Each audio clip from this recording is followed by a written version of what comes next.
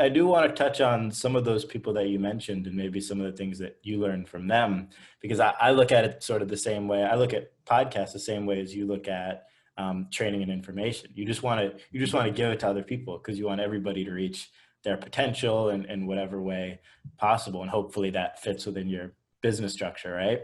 Yep.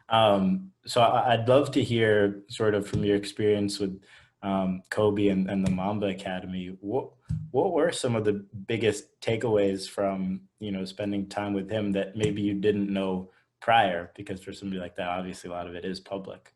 Yeah. Well, I think the biggest thing that I learned in terms of just his teaching style and the way he went about player development was simplicity. Like he wasn't one to go juggle 4 tennis balls at a time while trying to shoot a layup or hop over different obstacles on the course. Like he just came down to, where are the spots that you're getting the ball in? How can you maximize your efficiency in those spots? And it comes down to making or missing, so he always put a huge premium on finishing the shot. And a lot of players, they go through these drills or they go through footwork and they're really concentrated on that part, and then they don't concentrate on the most important part, which is actually making the shot or finishing it. So that was just, he was so simple about how he went about everything, and his definition was very easy for people to follow along with. Like sometimes we try to make the game a little bit more complex than it is, and we see all these crazy moves that are highlights that are posted, and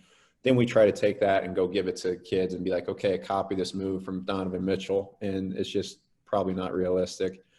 So that was probably the number one thing in terms of just, strictly player development. And then on just the other side is, he was so generous with his time and attention of who he gave anyone time or attention to. It didn't have to be, Kyrie Irving. It could have been someone that was just walking by that wanted a picture. Like he made everyone feel that their time was valuable, and just the generosity he showed myself and my fiance and, all the girls I got to witness that he coached and really poured time into. People didn't get to see that side of him.